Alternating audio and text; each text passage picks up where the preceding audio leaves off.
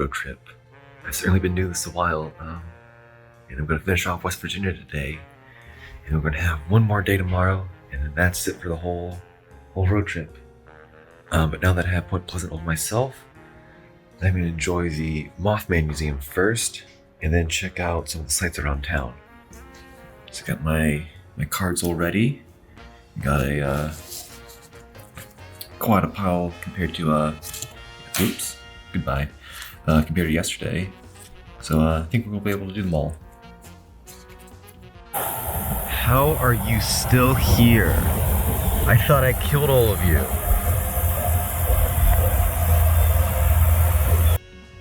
So since it's so sunny today, I decided to line up this picture and make it so that it's like lined up with the scenery. And then the card, it's all sunny. And the spot is right here next to the Silver Bridge Class Memorial. And it has the theater right there. And I tried to find the exact spot during the festival when there was no cars coming. I think it's slightly used, or slightly in the street, because I think they use the Google Maps car as a reference image. So I'm gonna try and line up the picture. I'm also so happy I got one side. It says Mothfest 23 at the bottom. See there we go. Nice and bright. I think I got a pretty good picture. I think I'm gonna edit that in Photoshop so the background's not all blurry. But the spot, I think, is right here on the other side of this pole. And you can get a look down the main street. What actually is the name of this street? Don't see any street signs. I'm just gonna assume it's Main Street because this is where all the businesses are. So I'm gonna pop in and check things out. Using that book I saw that led me down that horrible path. Well, I led myself down that horrible path because I followed Google, but this is what started it. And I got some more Sasquatches in the corner. Since it's no longer the festival, I guess I'll count them. Whoa, that's the wrong number. And then I'm gonna get a Mothman plush, and then a Respect the Locals t-shirt.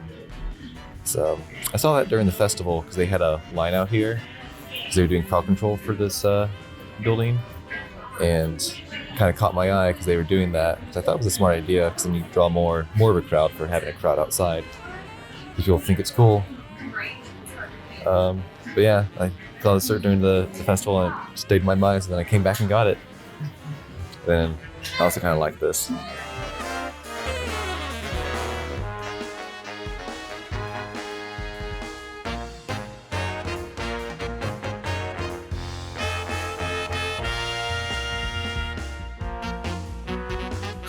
Here I am finally in the Mothman Museum.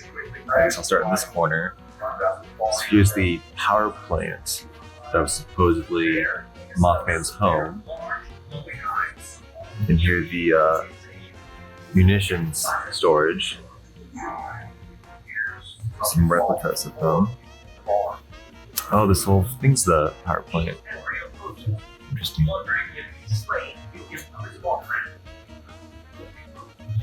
I didn't know there were aqueducts nearby.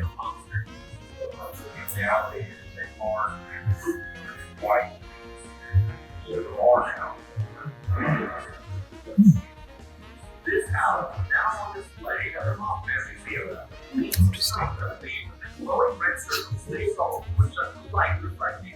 Got a nice Mothman costume. Not as nice as mine. We'll do these.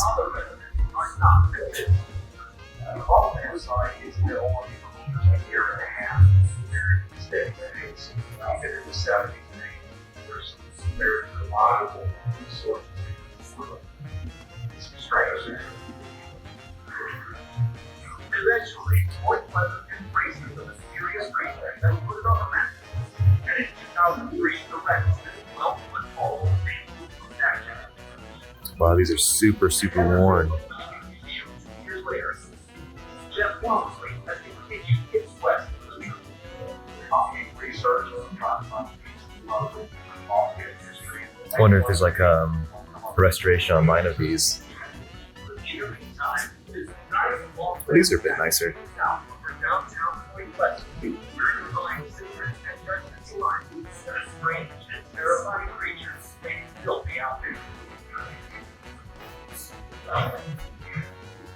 White Lemon, West Virginia. This riverside hamlet is considered by some to be the site of the first battlefield of the 13th.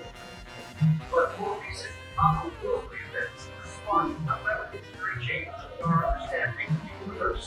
However, if many of these encounters are related to the Mothman Museum, artifact in West Virginia's bizarre paranormal history filled the states. But there is one item that stands galaxy apart. Axis, centuries, frogs, their redemption, and already destroyed. According to an old author, Oh, this one's much cooler. Got a spooky mask. Oh, we got a lot of newspaper clippings. I guess I'll start over here.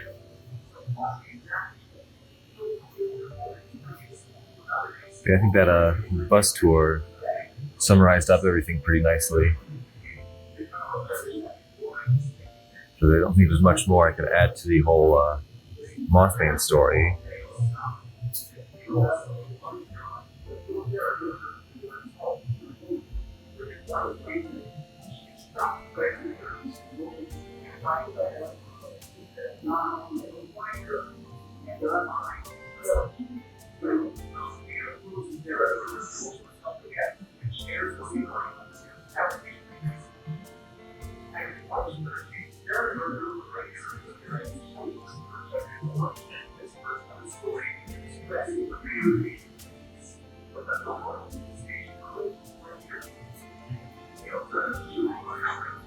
Just got a cool piece of driftwood. Very smooth.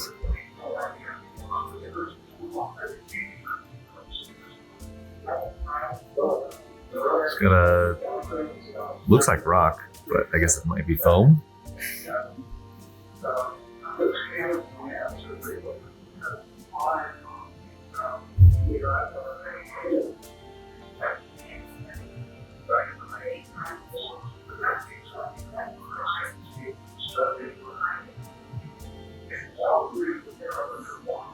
I also heard the Mothman could have been like a barn owl, just like perched on a log. When you shine your light at it, it has the reflective eyes, and it has the appearance of being taller. It's on a like a stump.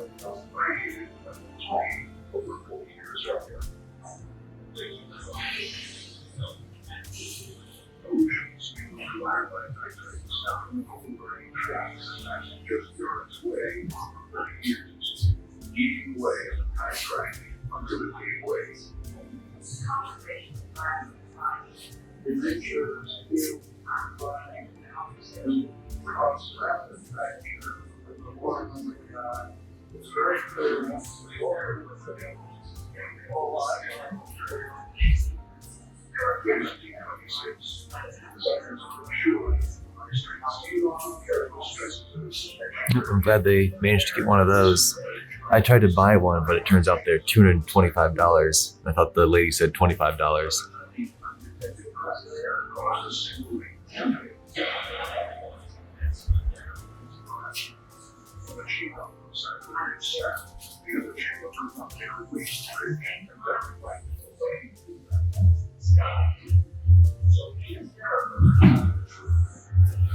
Got some nice sketches. The United States government instituted a national inspection program, taking particular care to look at bridges built of high-strength steel in the 1920s. But their new silver bridge had lasted for 41 years before its weakness was revealed. By the 1960s, I've only seen snippets of the Mothman prophecies, so I guess I'd have to add that to the list of movies to watch.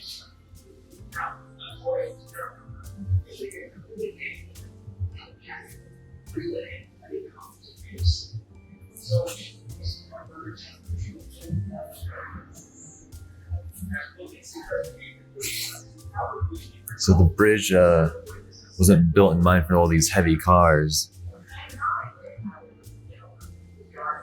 Yeah, just looking at it, there's no like triangle trusses. This is the number one thing you want to have in your bridge. I guess this is just the model. Let's try and find a good actual picture. Oh, here's one. Oh yeah, you got a bunch of triangle trusses in there. Yeah, it does look a bit thin on the bottom there.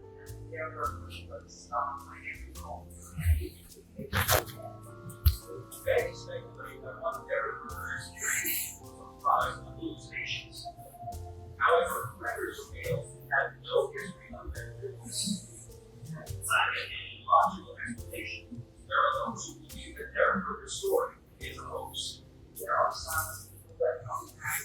There's another piece of the bridge at a rest stop in Ohio. That's where I slept in my car that one night.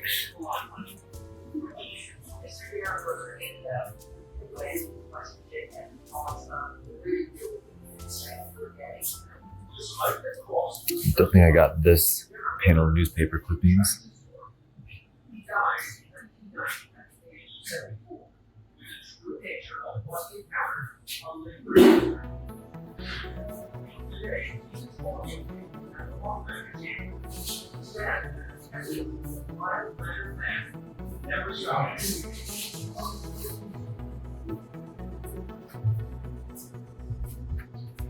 Alright, let's go back over here. Oh, there's MetaZoo. Their card might be in the back over there. Must have been one of their early promotional panels at a convention. Up there.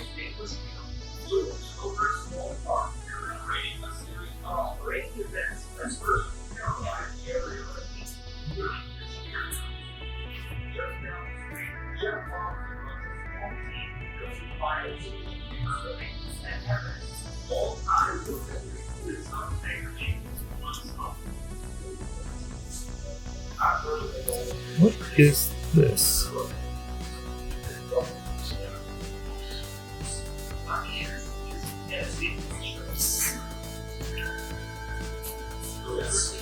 It's like Monopoly, but just Point Pleasant themed.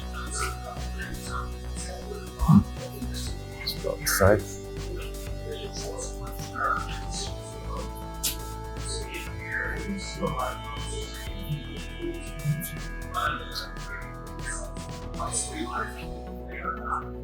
And there's that costume from earlier.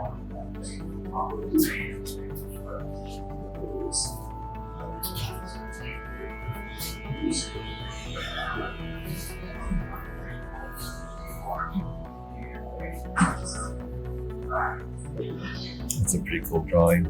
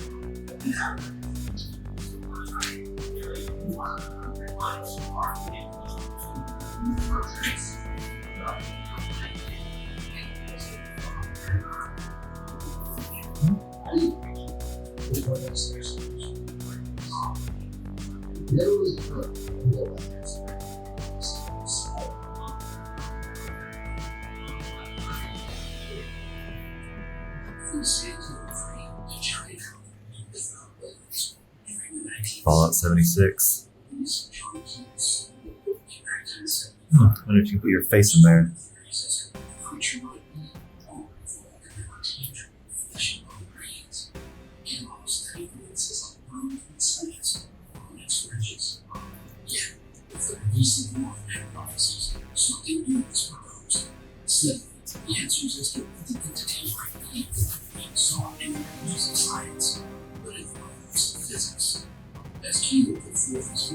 theories about alternate dimensions and realities to exclude the Mothman.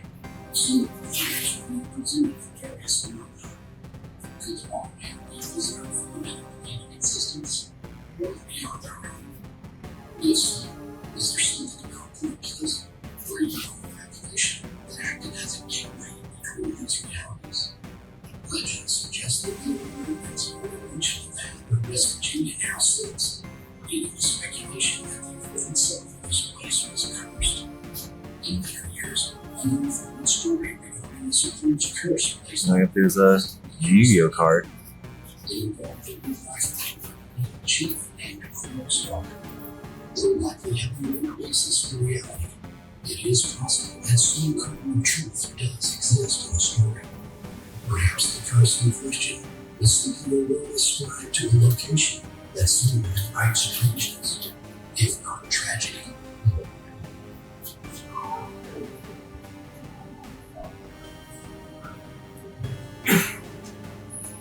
What I consider the lesson that our kind of beliefs in Christ, you're dead, because comments keep on the consequence of our in Christ. It's valid. So I just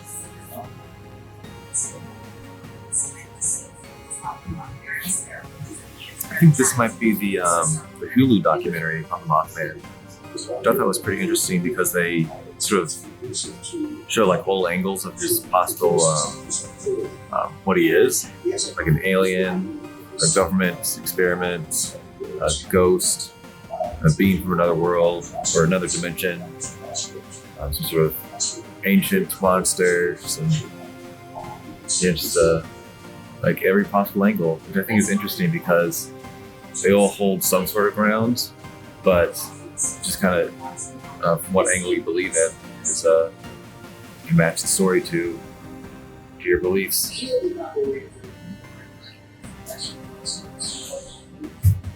think this is the end of the museum. I didn't see the Mothman card that was put in here last year in MetaZoo. I think it was the signed Kickstarter full hollow. There's a whole nother section that I missed. I'm going here.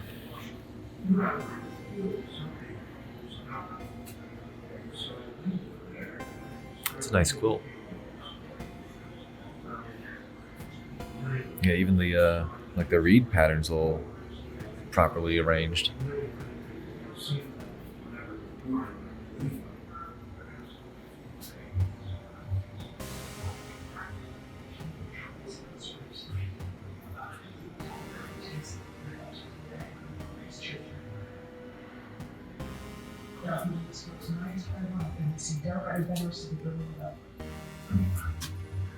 Oh, there's that store from earlier. I didn't know they connect like this.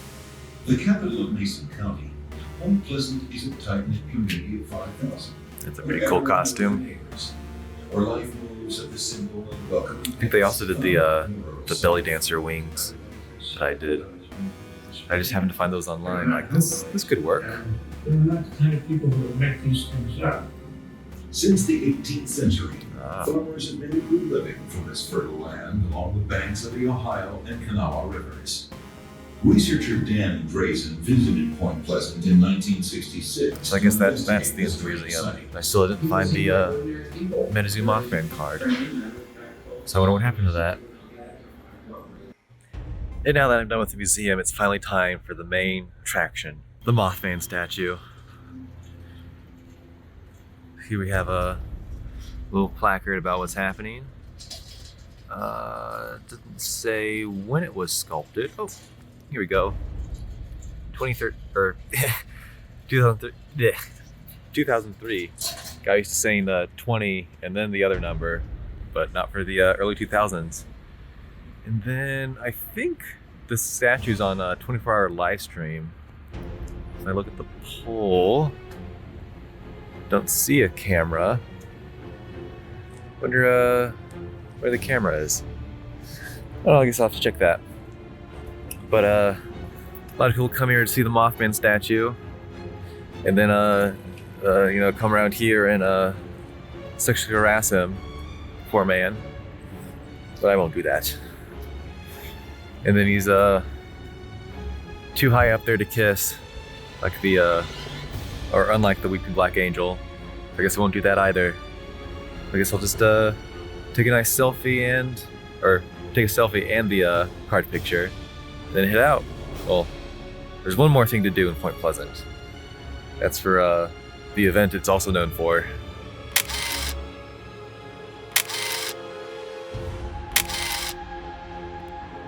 So I guess I get the one thing I think to add to the sort of Mothman story while I'm here is like sort of Mothman lookalikes, because in cryptozoology there's also obviously a lot of monsters, and some of them kind of seem like another one.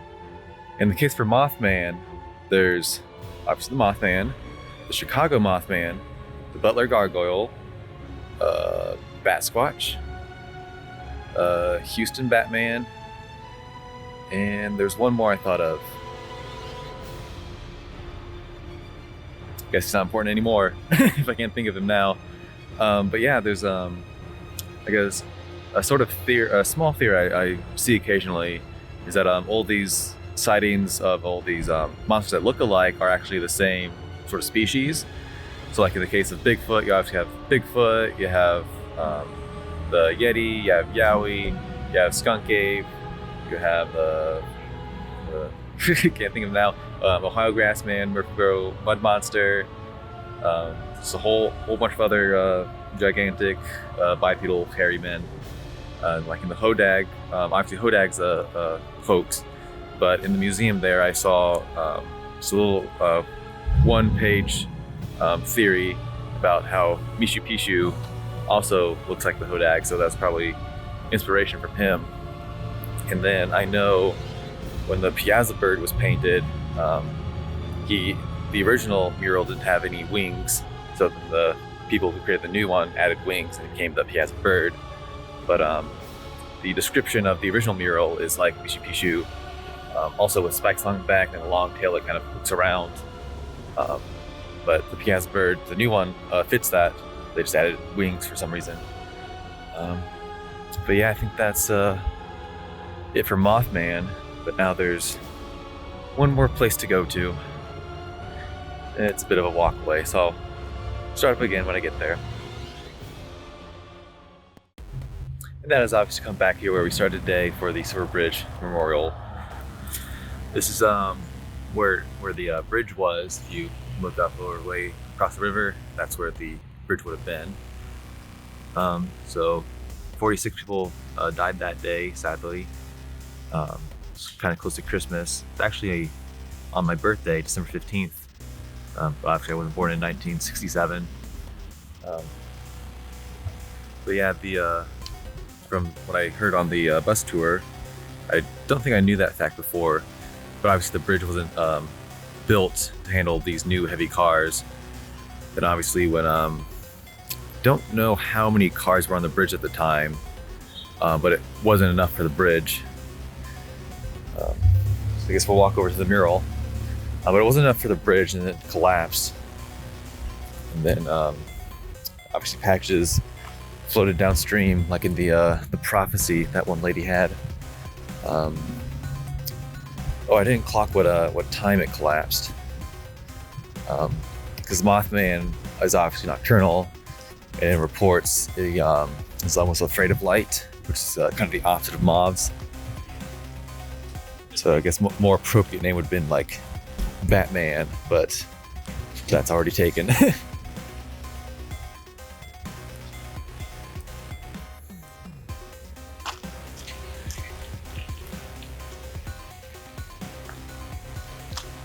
So here's the mural of what the bridge would have looked like from this point, because directly behind this wall is where the bridge is. There's another little memorial plaque. So yeah, when I was searching for places to take our next picture, couldn't quite find a good spot. So I decided to look at MetaZoo. And when MetaZoo begins, it starts off with the shadowy man on a road to Point Pleasant, next to the welcome sign. The summons Mothman, and then in the comic picture, there's a bridge. So I'm assuming that's the Silver Bridge, which is no longer here, obviously. And the welcome sign's also probably gone because you can't get through Point Pleasant from that bridge anymore. So I looked around Point Pleasant for other welcome signs, and they're a bit small and didn't quite really do it for me. But one is on a wall like this. I'm like, it's a pretty intense wall for just having be a small barricade for cars. Because it's like I think like 2 feet thick, and then you have this huge gate that we're coming up to. It's not this one that I saw originally, but it's one, I think down that way. Oh yeah, it's a lot thicker, so like 4 feet thick. But yeah, I'm like, why do you have this huge barrier to wall in the town? And then I noticed that there's only the walls along the river, and I'm like, huh, does the river flood like this high to a point where the town would need, I don't know, like a 10-foot wall to protect itself? And then on the bus tour, they kept mentioning that Point Pleasant is a flood town. I'm like, wow, that's really like kind of scary that the river can flood this much. Because when I was in Evansville, there's the whole town or whole city, it's kind of big, is raised up on like a platform above the river, and then you can go to the edge of this platform and look straight down, and it's like, I think the pole said like 75 feet. I'm like, surely the river can't flood that much, because the higher the water rises, the more it needs to spread out, because to come up to here, all of over there would be underwater, which I just think is insane for that to happen. But I guess that does happen if they have this precaution here. And then you got some engravings on the wall. But these bushes are where we are taking our next picture, because I think that lines up a better shot of the river and a memorial placard.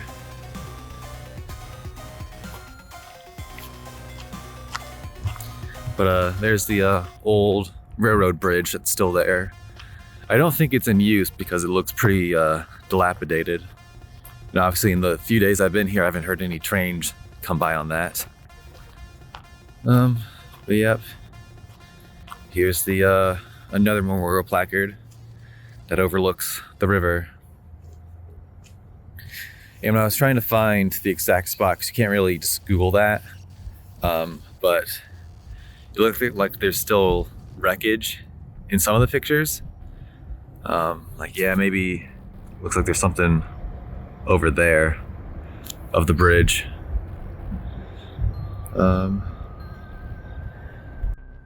Accidentally hit the wrong button and stopped the recording. But yeah, seeing those newspaper clippings in the museum of them fishing out all the cars and all the wreckage. Yeah, it's pretty intense. But now we have a bridge over there and a bridge peeking up over there to get to Point Pleasant. So I wonder if it was like cheaper to build new bridges over there if those were already existing. They probably already exist. They're probably new because they can hold up these cars, and they were probably maybe they could have been reinforced. But I wonder if it was cheaper to move them over there instead of building up on the rubble foundation of the old one.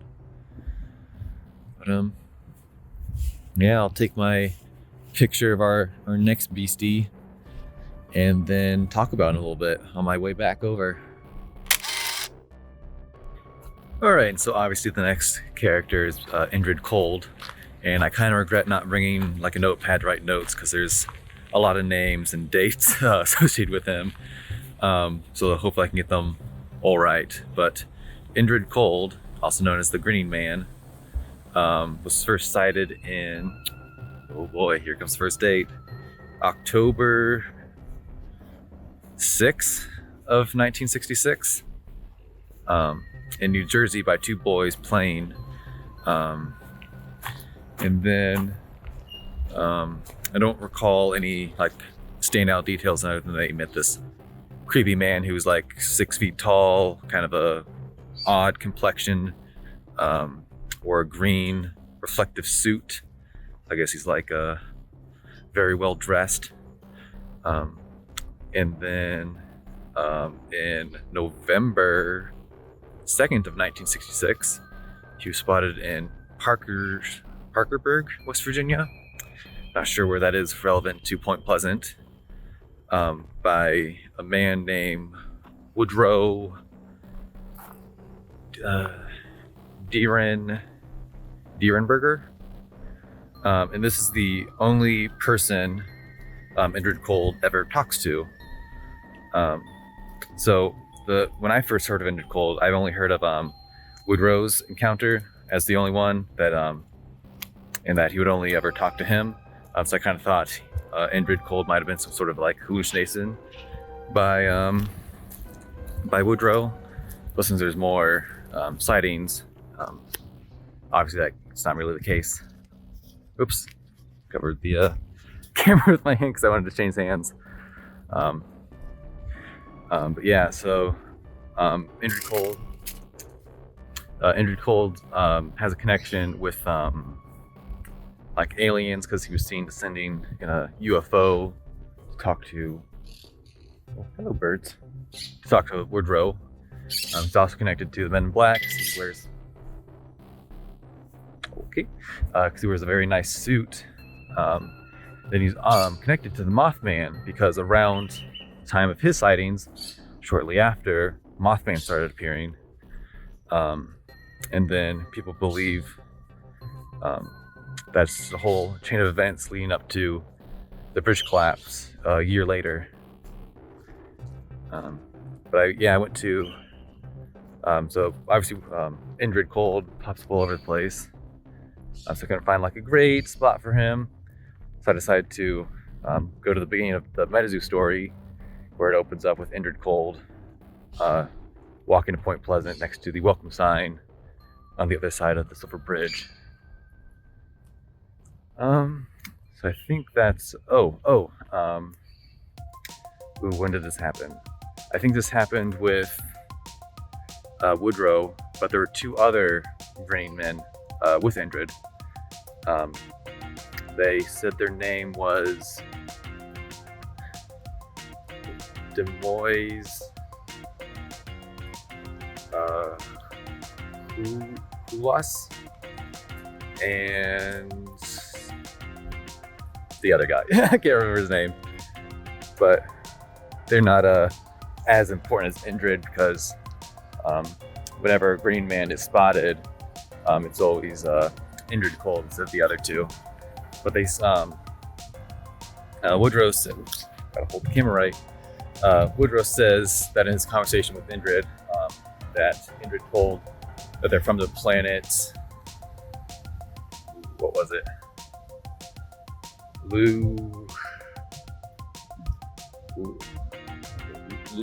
Lupos from the Germendez galaxy.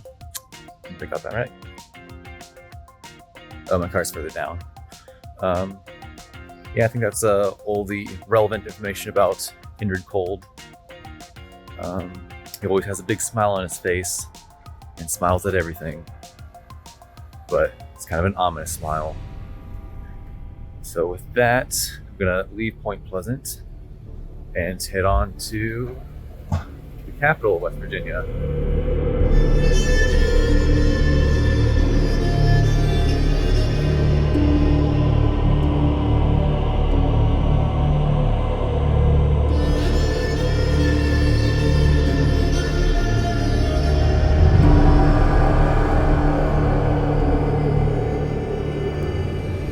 So I'm here in the capital of West Virginia, Charleston, and I am being watched by anyone on the street or anyone in the windows. But there's a man hidden on the wall of one of these buildings, who looks down on the unsuspecting traveler. It has no discernible legend, but he's a little cool attraction that I thought was neat. But I thought it was a good pairing for Stone Man to meet the Mortar Man. So the Mortar Man was made by Joseph Punnell, but I couldn't find a date for when he was made. But at least they found the creator or sculptor, and he's only a few inches tall, like maybe this big, and he's about 15 feet up. So a lot of people miss him if they don't know about him. It's pretty impressive someone found him to begin with, because it's I don't know, standard. Gotta zoom out. There we go. Fairly standard wall face for the city. But yeah, on a whim, the sculptor just created a little man with the leftover mortar and stuck him in a corner. So that's it for the Mortar Man. But for the Stone Man, I was originally going to have his picture being taken at Cooper's Rock, which is a beautiful scenic vista on this giant rock that overlooks the hills and mountains and forest of West Virginia. But when I got there, it was like, I want to say like 2 in the morning, maybe. So it was pitch black because there's no towns or lights anywhere nearby.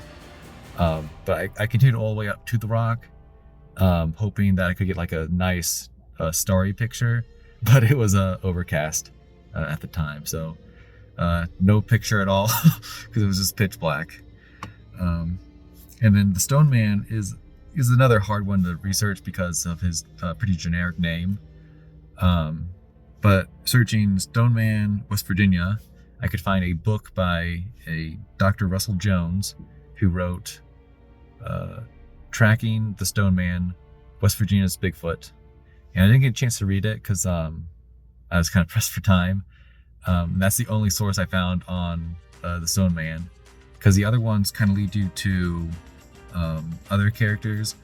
But searching Stone Man Cryptid can get you Junasqua, which is another Bigfoot type character from Iroquois legend, but mostly up in the New York region. But West Virginia does cover their sort of furthest reaches. And Junasqua name translates to stone coat. And I think there's a slight version, like add another syllable or change something, that makes Stone Man as another one of their possible iterations for this.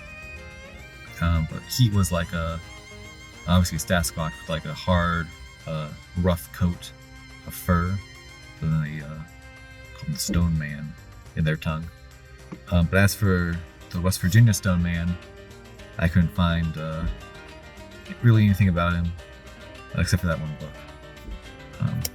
But I know what I could quickly grasp that he's another Bigfoot character as opposed to a literal Stone Man seen here.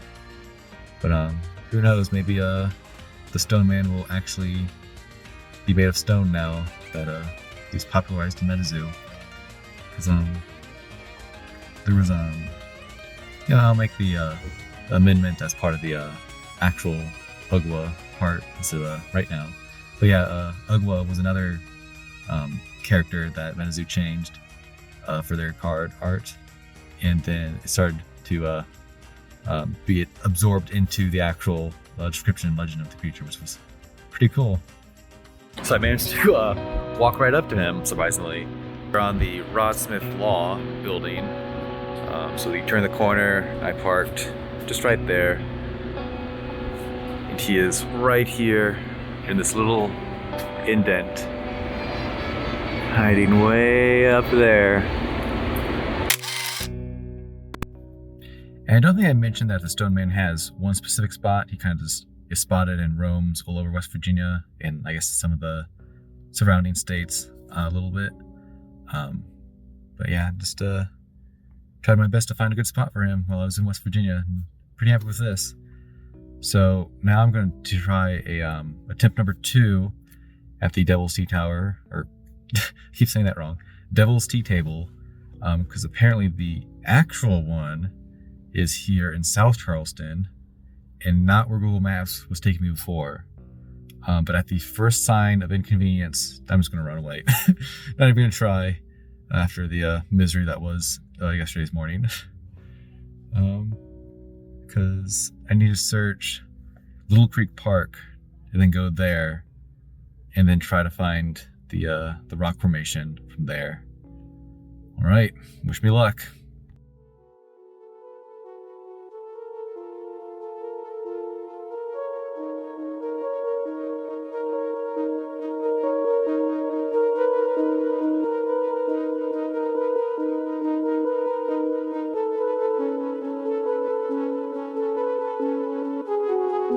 So I made it to the spot the website describes with a gravel parking lot here in Little Creek Park. And there are signs pointing to the location, but I don't see anything here at the actual spot. The trailhead over there, and I think there. Looks like there's an off-trail path right there. My gut instinct tells me that this is the right path because it's more worn down, and then maybe that's the exit because it is a loop. I don't know about up there, so I guess we'll go on a hike and find the Devil's Tea Table.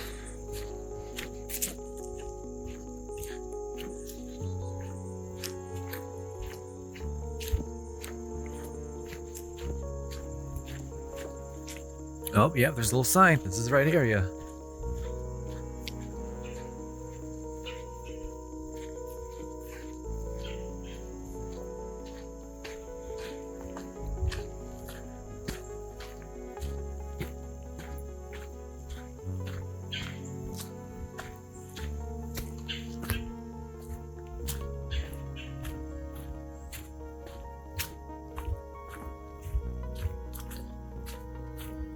So from what I read online, there seems to be multiple Devil's Tea Tables. There's one in New Jersey, and there's one I think further south somewhere. And there's this one in not New Jersey, in West Virginia. And then there's the one that was a lie somewhere right in the middle of West Virginia. I guess I'll have to look into what the Google Maps is actually taking me to. I'll try the wider path. Because yeah, that trail is just inhospitable, and my car is still infested with spiders. When I was at the Stone Man, there was one on my windshield. I didn't see any when I got out of my car to walk down this path, but there'll probably be some when I get back. But it seems like all the Devil's Tea Tables have sort of the same legend attached to them, which is pretty interesting for being in multiple locations and having relatively the same legend, and obviously rock formation that the legend is based around. Don't see anything yet, but I'll get to the legend part when I actually see the thing.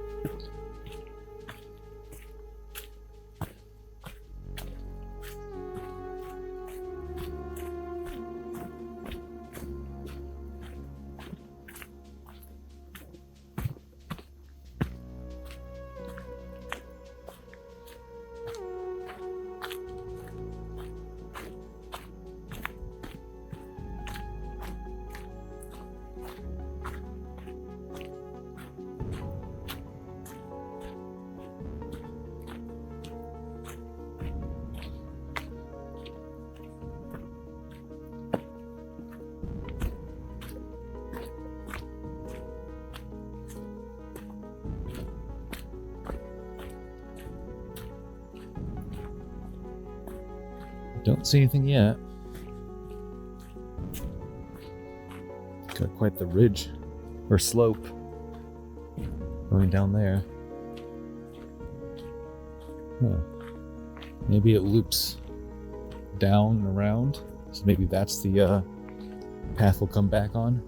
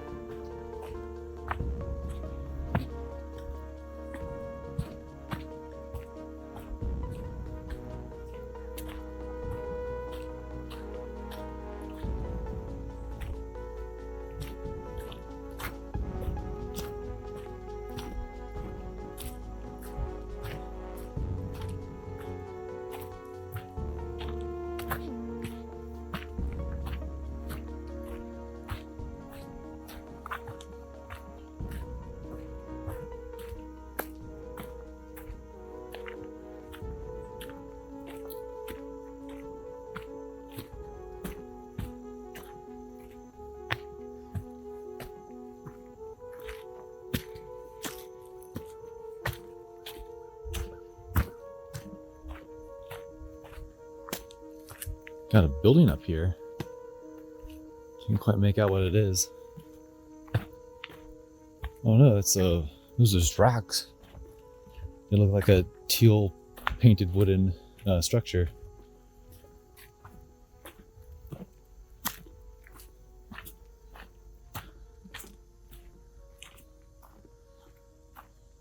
That can't be it. Oh, this must be it. Oh, it really just popped out at you.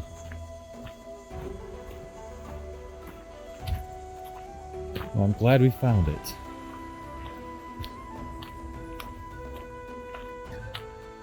So this is the Devil's Tea Table in West Virginia. And as the legend goes, when there's fog around, the devil himself is here using the spot. So in a mountainous region that's kind of temperate, it gets pretty foggy in the mornings. Is this a cave? No, it's just a little hovel. But I'm surprised there's no like graffiti or anything around here. I think the trail loops up to a better angle at the top. So I guess we'll make our way up there.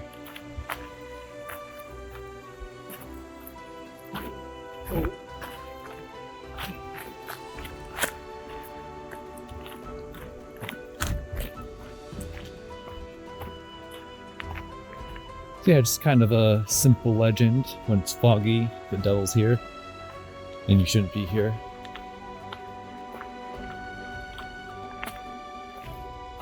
Let's get the angle of this.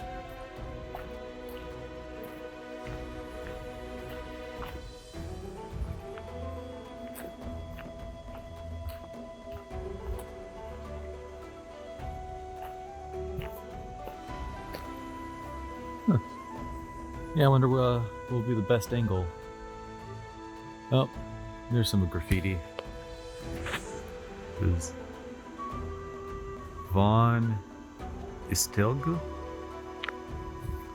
Alright, that's pretty high up there. Just had to work hard for that. Alright, so I'll circle around a few times and kind of look for a good angle, a good picture. Alright, I'm pretty happy with the picture from this angle. Had to use just a common fog card because I didn't have a single card associated with Old Scratch. So there's Old Scratch, there's Soul Gambit, there's Change of Old Scratch, and there's Satanic Panic. And there's also the World Poker Tournament playing card as him as the Joker, but I didn't want to bring those, and then I obviously added this spot as I went along. But I used the fog from Nightfall, which is the set Old Scratch is the secret rare in. Nah, we'll just stick to the path. Remember, no inconveniences here. After all that trouble the first one caused, because the devil led me down the wrong path, as he often does. So yeah, I guess this whole part right here is just like a big ridge. You got big slopes on the way down. So hopefully this takes me back to the parking lot, or my car on the gravel lot.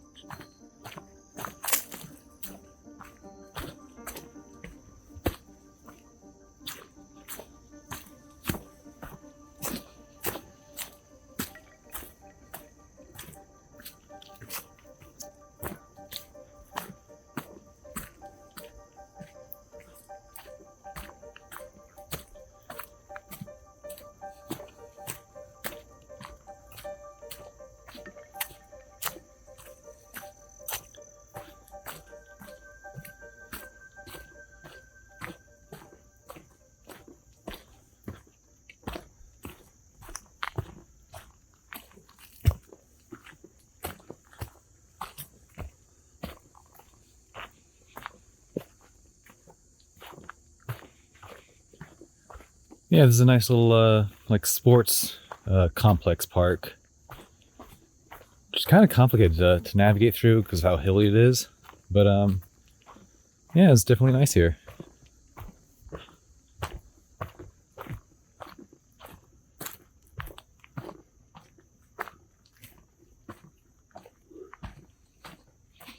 I think I like the Warden's Ledges Park better, because it's not as mountainous here, or mountainous there.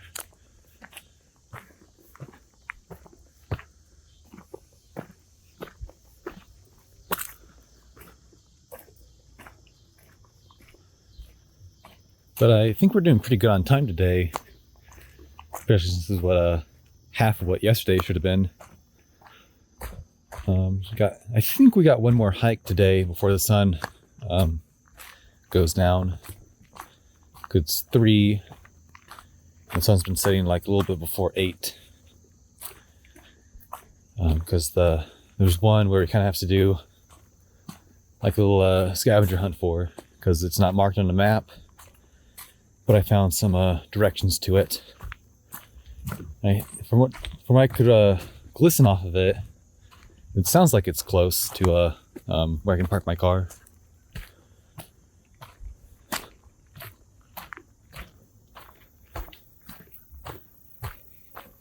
Yeah, got a creek all the way down there. So that must be the little creek. But yeah, it's interesting that it's on the top of this big ridge. You got a big tower rock formation. Yeah, don't really know much about or enough about geology about how that could have gotten there.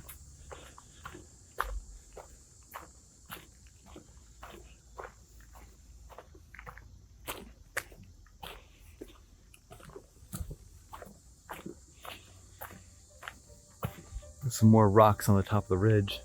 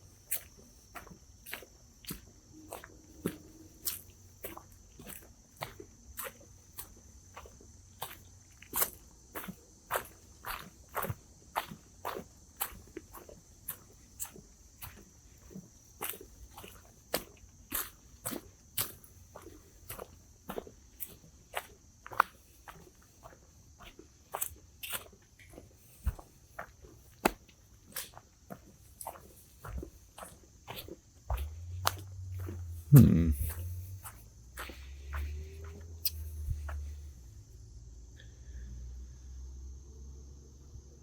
I think this might be the right path. But it also feels like it just loops back to the rock. And I don't remember stepping over like a half carved out log. We'll poke our head around this turn and see what's there. But it feels like a less used path, meaning it's not the right one. Yep, not going down there.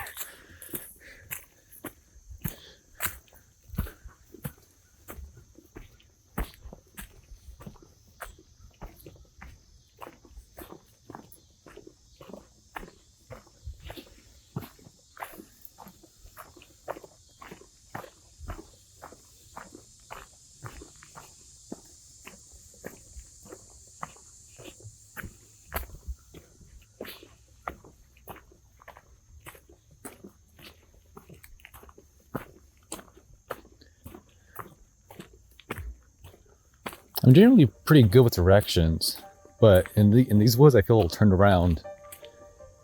It feels like we looped like in all directions, and now that we're heading back to the rock, it feels like.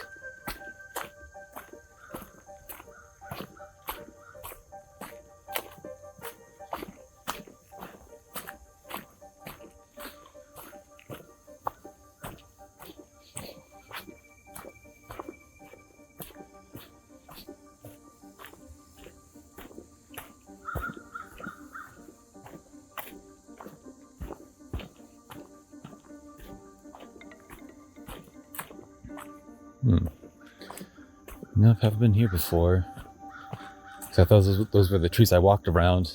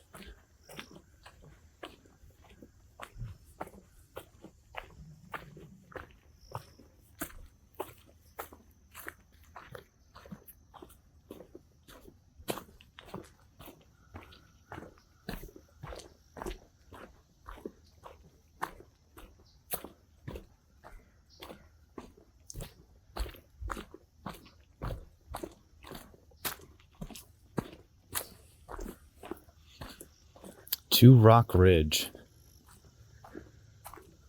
Was Rock Ridge where I came from?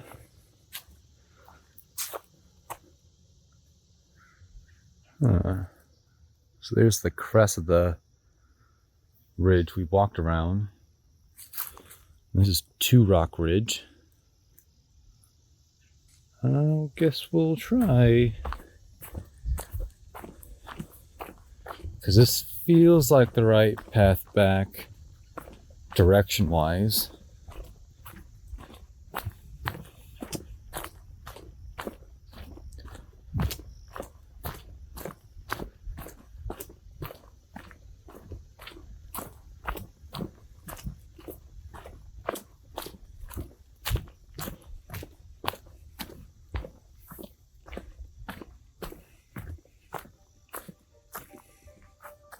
Yeah, that looks familiar. That smaller pass to the right.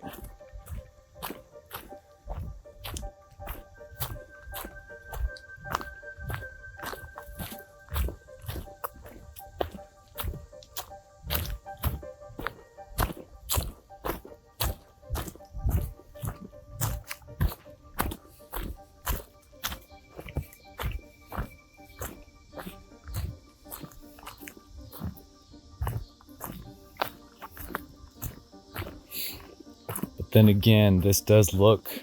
Oh yeah, I definitely didn't come down here. This goes down. Huh.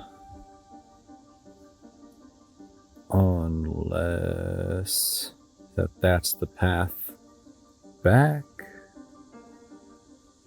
Huh. Yeah, because I definitely didn't get close to the, or a creek on my way in.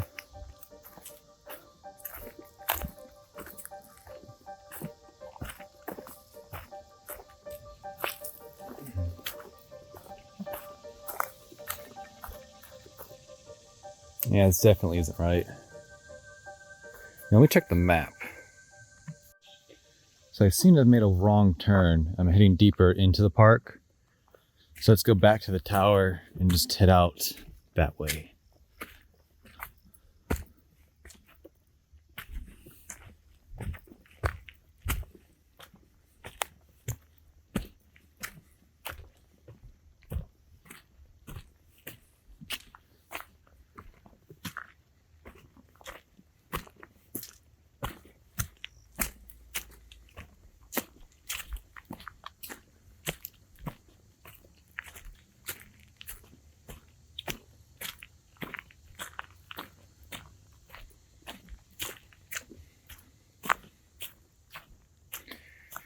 Could try this path and see if it's a shortcut back. Instead of walking all the way back there. What does the path tell me?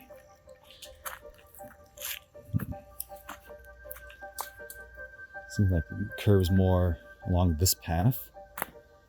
So we'll give this a little go.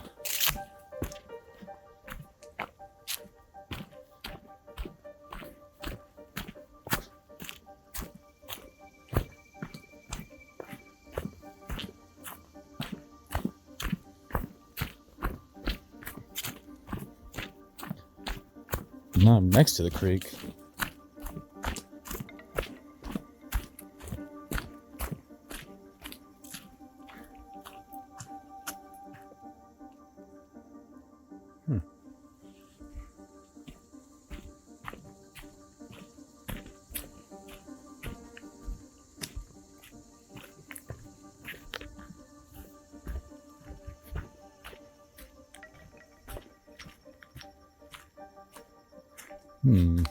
Probably crossing that's bad. Because we didn't cross anything on our way in.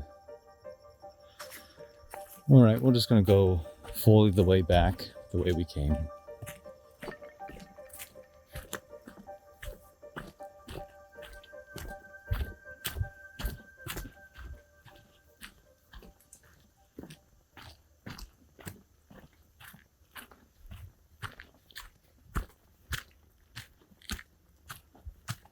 These are some pretty confusing woods.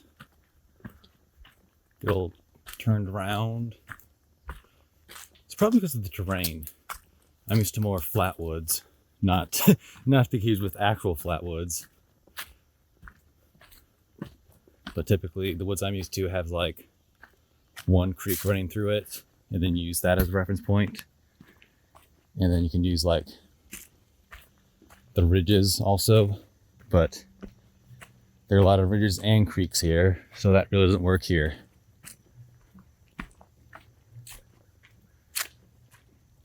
Oh yeah, and there's also not a lot of like trail markers.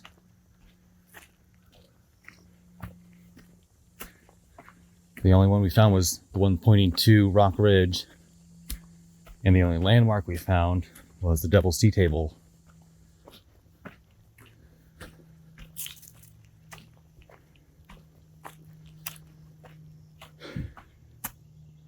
Let's poke our head down this path.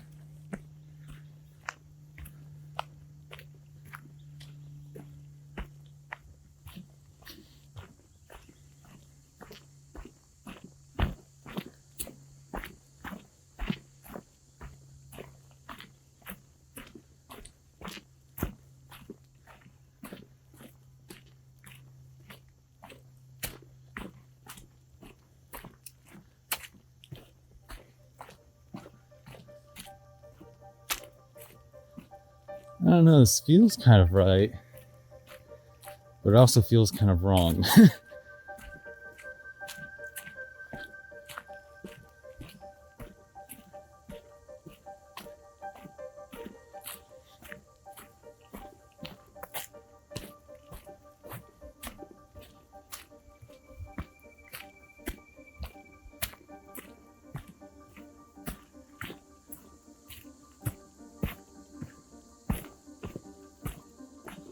That's a big mushroom right there.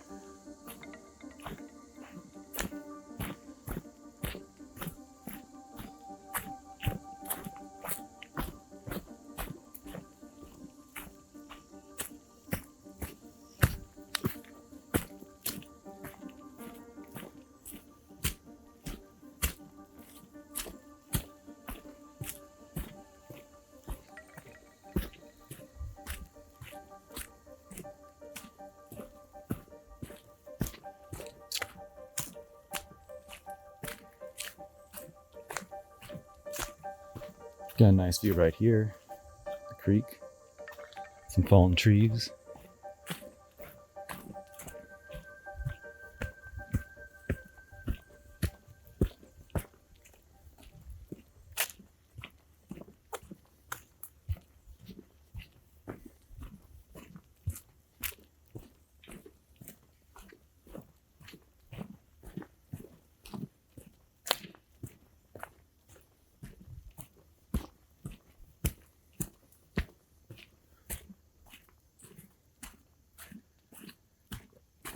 What we got here? Looks like there's sometimes water running through here, like a little waterfall.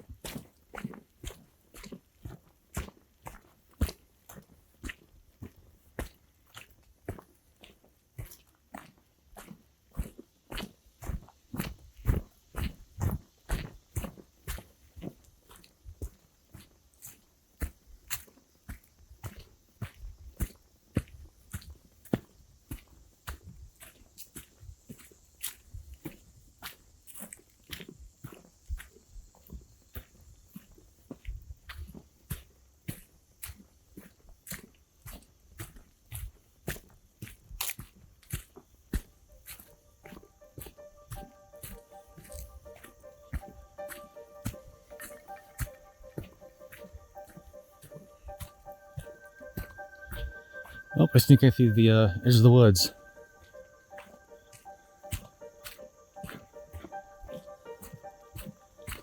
We made it out alive.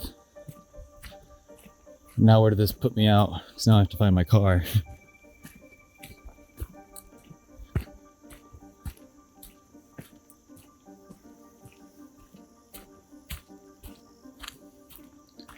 A pile of rocks over there. Looks more like rubble. Oh yeah, there's even a stop sign there. Huh. Maybe it's from the like the original road that was here. I guess anyone who likes street signs can come get it. Oh! How the hell did I get over here?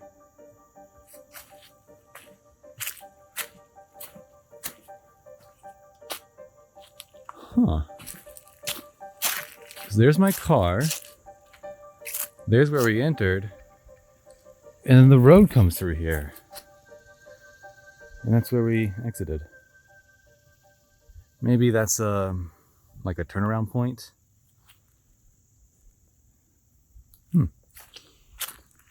That's not where I thought it would put me out.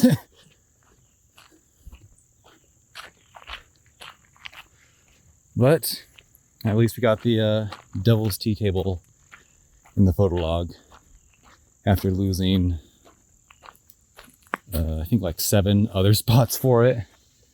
So hope it was worth it. God damn you little bastards. I see you on my car. Right there and there. This is never gonna end, are you?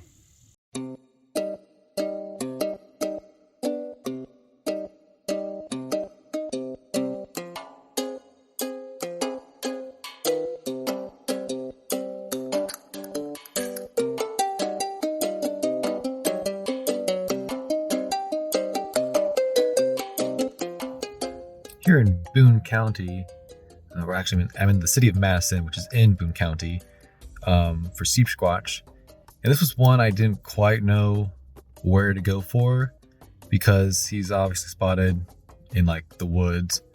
And in Boone County, you have Dansville, then you have Madison, which are right next to each other, and just vast wilderness. So it's pretty slim pickings. So I'm thinking there's a creek right back here that I'll take a picture of because he was first spotted drinking water from a creek. I couldn't find which creek exactly. And then also there's a nice courthouse right here with a few statues in front. I think one's World War One, and then one is for coal miners. This town was first established to mine coal. But also, that's where Sheepsquatch was encountered. And he is has like short white fur and then puffy wool fur towards the upper torso, about the size of a bear, and sometimes report to walk on 4 legs and then 2 legs. So kind of like a gorilla, how they shift between walking on 4s and walking on 2. But he's also sometimes reported to have saber teeth, kind of like a hodag. But in most depictions that you could find of him, they just doesn't have that detail. So I'm assuming that was like the very first description, and then as more descriptions came on, they didn't have that detail, so that was eventually dropped. But he has a set of curved horns, sort of like a ram, and he smells like sulfur. And people think that he was born in the TNT area by Point Pleasant with the Mothman, and that's how he got his scent from the chemicals in that area. And then others believe that comes from a musk gland that some animals have to attract mates through very stinky smells. So yeah, he's like a whole chimera of just different animals, especially with the name Sheepsquatch. We have Sasquatch and sheep. You have saber-tooth, like a Smilodon, curved horns, like a sheep or a ram, and then a musk gland, I guess like a musk ox or a musk deer, muskrat. And there's not a whole like unique information about him because he just gets sort of lumped in with Sasquatch or another group called White Things, which are just large sort of cryptids that range from Sasquatches to giant wolves. And also the grafted monster is lumped in there because he is a large white creature, so he's just a white thing. It's probably just a generic term used by people describing or trying to describe what they saw.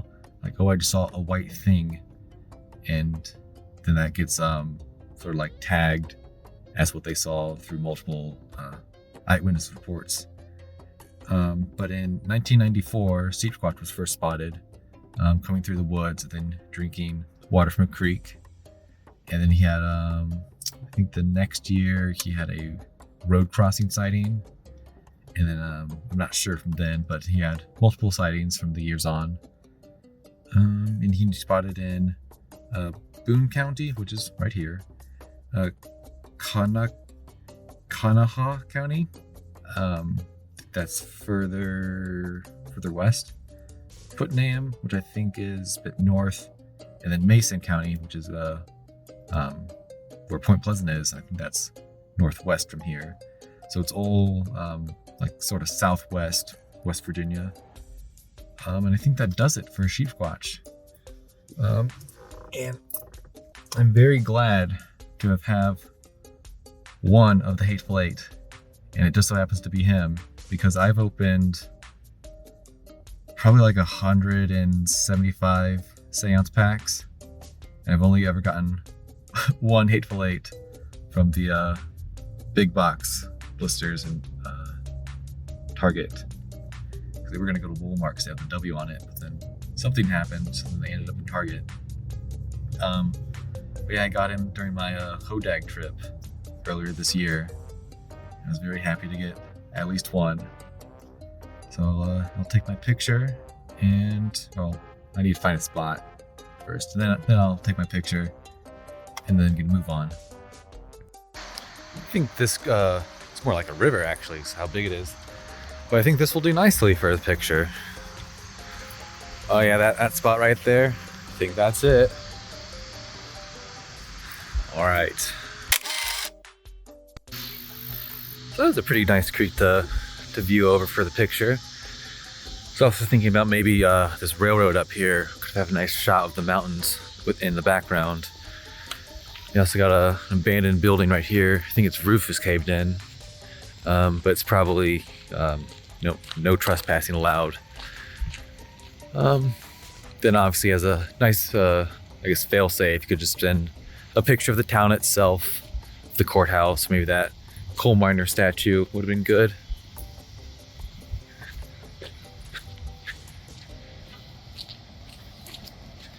But I think that's all I have to say for Sheepsquatch. But we gotta keep in mind that coal miner statue up here for our next stop. And I figured I'd come up here and get a nice closer look at him for all the coal miners. Yep.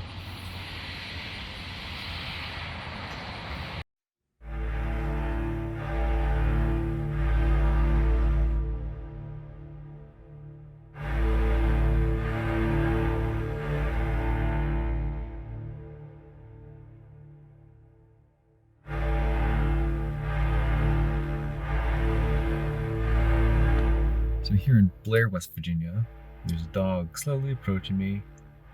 He just seems curious, looks kind of friendly. And there's no internet, so I'm just gonna have to go completely off my memory about the Headless coal miner. In the early 1900s, coal miners were very harshly treated in their working conditions. They had to go down there in the mines and work long hours, probably I think from sunup to sundown, maybe even longer than that, in horrible conditions where cave-ins were pretty common. Hi, dog. Where cave-ins were common, and there could be like gas leaks and explosions, and you could get like diseases like black lung as well as other stuff from mining and breathing in those harsh chemicals. And workers were trying to unionize and get better working rights, but in 1921 it all came to a head when they refused to stop working, and I think they actually armed themselves because they knew what would happen if they tried to quit working. In that what's called protest snuffers, I think, would be hired by the company to come in and stop any protests by any force necessary.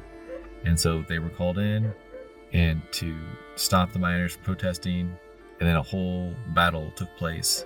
And it's called the Battle of Blair Mountain, right? Yep, it's the Battle of Blair Mountain, because there's a sign over there that I'm going to take a picture of. He's not happy. But for, I think, a whole month, the battle lasted. And eventually, I'm not entirely sure how it ended, because I know 12 years later in Kentucky, a similar story happened with the tale of Headless Annie, which is a lot darker and sad compared to this one. That I was gonna go there and have it be like a part 2 to this, but the Devil's Tabletop happened, or Devil's Tea Table happened. I keep saying that wrong. So that whole all of Kentucky had to get cut. But occasionally, when it's, I think sundown is when he comes out. But you can encounter a headless coal miner who's still trying to fight for his worker rights, where he'll like sneak up behind you and hit you in the head. Yeah, I think that's all it. There's a museum nearby, I think, that has the all the artifacts from that battle. But actually, still in this area today, it's all coal mining companies in the surrounding mountains. If you look on Google Maps, you can see where they operate. And I think Blair Mountain, which is where obviously the battle took place, and where he's from, is under is owned by a company, so you can't actually go there. And also, there's no like coal mine or abandoned coal mines you can just look up on Google Maps and just like, hey, I want to go there. Yeah, they're all abandoned for a reason, so probably for best.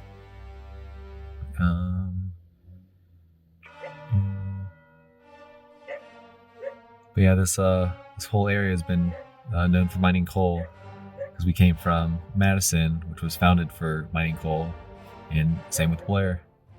And then I guess Harlan County in Kentucky was also kind of the same. Yeah, coal mining. It's one of the roughest jobs you could have gotten in the past, because you had long hours, hard working conditions, and very, very little pay compared to like everyone else too. Like even other jobs like coal mining was paid vastly under them. But pretty sure that's all I have to say on the Headless Coal Miner.